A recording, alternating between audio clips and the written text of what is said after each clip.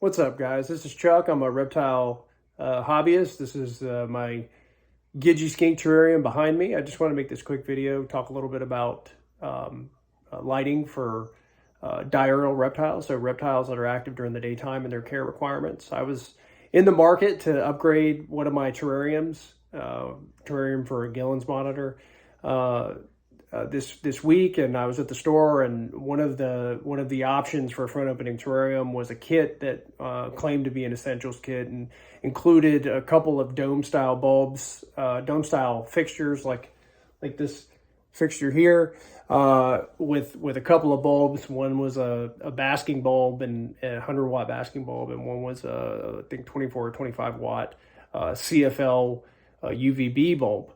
Both fit into 8.5-inch diameter domes, like the one I just pointed to, and they claim to be an essentials kit, and they're not. It's our job to make sure that we're taking care of these animals the right way, and it seems like most people probably have their heart in the right place, but they don't know what they don't know, and the animals suffer from it, and so do we, when these animals aren't having the long lives and healthy lives like they should, and it's not a good look. So I wanted to try to provide some information to hopefully help out with improving the way that we take care of these animals. The problem with the essentials kit that I'm describing, and it's really not limited to one brand. It is really common for companies to market sort of all-in-one type setups because it's easy, and as consumers, especially if we're consumers who are purchasing for someone else, like maybe a kid, we don't always put in the amount of time to study and look into what exactly we should do. And sadly, especially for the animals, this is a life and death thing. So we need to make sure that we do it right. The issue with these kits that I'm talking about is that, well, to start off with, they're usually the basking bulbs aren't too bad. I mean, if you've got a 40-gallon breeder like the one behind me, terrarium, usually a 100-watt basking bulb is probably going to do the job in a home with an average temperature, not too cold, not too hot. Usually 100-watt basking bulb will do the job, especially for a bearded dragon. Although you might be able to get that temperature up a little bit higher than that, but usually 100 watt you'll do an adequate job of keeping these animals alive. But the UVB is just not nearly enough. One of the problems is that the light fixtures, a lot of times people put them at opposite ends of the terrarium, which if you actually look at the documentation that's provided, it actually shows a picture of that. So, if you're doing like the picture says, you got the basking bulb on one side of the cage and you got the CFL UVB bulb on the other side of the cage. Well, which one's the animal going to pick? The animal's probably going to pick the warm one, because our homes are usually in the 70s, 70 degrees, maybe low 80s, maybe high 60s.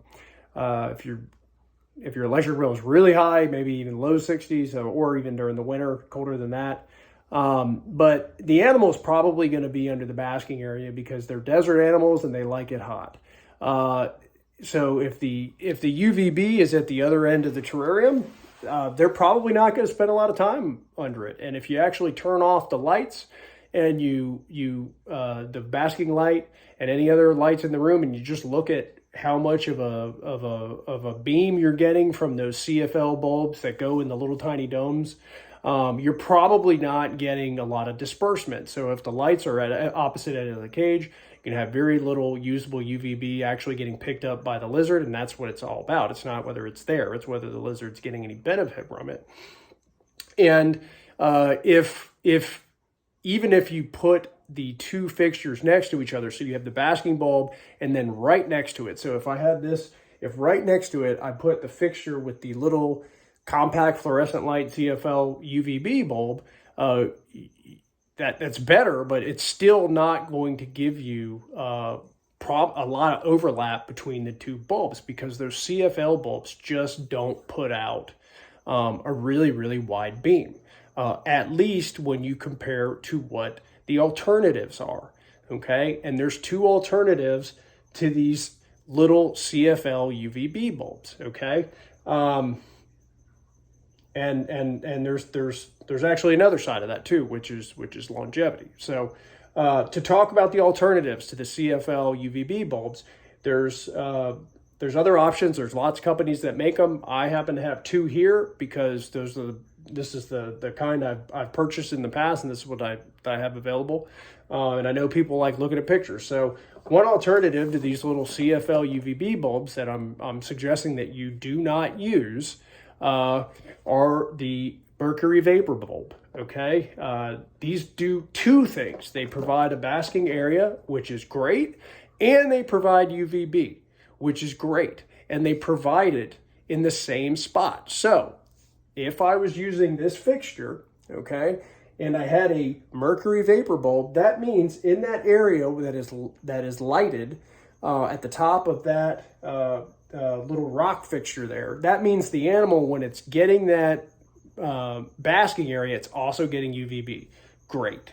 Okay, that's what we want. We want the animal being able, just like if it's outside, lay it in the sun, it's getting UVB and it's getting warmth, and it's not having to pick one or the other. You have to be a little bit careful with the Mercury Vapors, although you have to be careful with both. But you want to pay attention to what you're getting, and included, at least with this particular brand, and I'm sure the other ones probably have the same thing, is this little Ferguson zone chart. And what you do is you go on here, you find what your type of lizard is. Might have to do a little more research if you're not super familiar, but on here I can tell you bearded dragons, that's what a lot of people have. They're under zone 4. Zone 4, if it's a 100-watt light, a safe distance, the ideal distance for an animal that is zone 4 is at 100 watts, 6 to 10 inches. So you want that basking area to be between 6 and 10 inches from the bottom of that light. And that should give you an ideal amount of radiation, that UVB radiation that we want them to have. The other alternative to the Mercury Vapor bulb, and just to go back a little bit, if you have the Mercury Vapor bulb, you really only need one fixture, unless you're going to have some kind of nighttime heat that you might want on. Obviously, you don't want it light in there 24/7. You want to cycle. If you're going to use like an infrared heat light, you could certainly do that. That just provides heat during the nighttime. So if it gets really cold and you want them to have some heat, you can have another fixture somewhere else in the cage that provides that nighttime heat if they want it. The other alternative to the Mercury Vapor bulb, and actually the alternative I have here behind me, is the T5 fixture. Okay, the T5 fixture is great because it provides UVB throughout a greater area than a Mercury Vapor bulb. So instead of just having this tiny little dome, we've got this 36-inch T5 fixture. It's a T5. We used to, they still make T8s, but the T5's much slimmer. This particular one is standard for a 40-gallon breeder tank. So it runs the full length. It just sits on the top, and it disperses that UVB throughout the entire terrarium. Now, it doesn't provide any heat. So on the Mercury Vapor, whereas you're going to get the heat and the UVB, on the T5, you're getting the UVB. So if you have a T5 for the UVB, you want to have the fixture providing the basking area, which is what I have on this particular terrarium. If you're looking for a decent deal, I'm not sponsored. I pay for all this stuff with my own money. A lot of my money goes to take care of reptiles. It can get quite expensive, but I'm not sponsored. But the particular brand I'm using is the Zoomed T5 36-inch high output. This particular model that I got from Walmart is $55. Got it in a couple days. Can't say enough good things. I've got several of them. I've been satisfied. It comes with an included 5.0 bulb. The 5.0 is for 5%. If you have a desert dwelling animal that gets a lot of sun, you're probably going to want to upgrade to a 10.0. That's 10%. That's what I've done.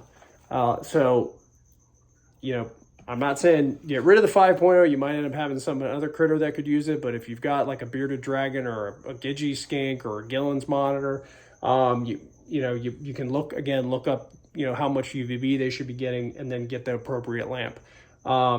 Both the Mercury Vapor and the T5 bulbs last about a year. They last about 12 months, 14 months.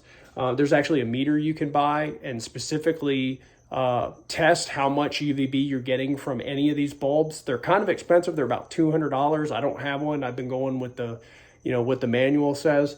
But it is a little bit of an estimate how much UVB you're getting, because these terrarium tops aren't all the same. And if you have a screen there, it's going to take out some of the effectiveness of the bulb. So if you get a meter, as long as it's calibrated right, you're going to get a more specific reading. But I think you're probably safe if you just use the information that's provided. These companies spend a lot of money developing this stuff to make sure that we're properly taking care of our animals. Just going back to the purpose of this video, these essentials kits, most of them aren't essentials. If you know someone that's not doing it right, just let them know. I mean, if it's a daytime animal, they need heat and they need UVB, and they're two different things. In addition, and I'm just going to say something about this real quick. They also need, when you're talking about bearded dragons, you're talking about, monitors. You want them to get the right calcium. And from all the care sheets that I've seen from reputable sources, including vets, even if it's an animal that's active during the daytime, and they're actually getting they make their own D3, or they're getting the D3 from the bulb. However, the science works, the biology works. Even if you have these animals with UVB, you probably should split the type of calcium that you're providing on your feeders, on your insects. So if you're using crickets, you probably want to split the type of calcium 3 or 4 days a week if you're feeding every day. Sometimes calcium without D3, and sometimes calcium with D3. Animals that are under a UVB, they're getting some of that D3 that they need to use the calcium. They're getting some of that from the light, but a lot of vets are saying that you should split both calcium without D3 and calcium with D3, and you should try to alternate back between the two of them.